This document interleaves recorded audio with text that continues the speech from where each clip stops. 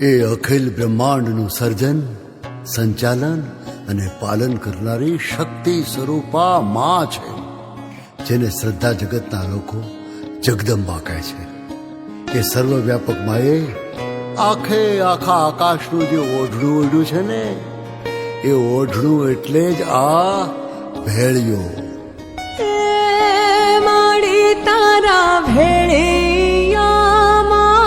ઉજળું અમારું ભાવિ રે માતાજી તારો રૂડો ભેળિયો.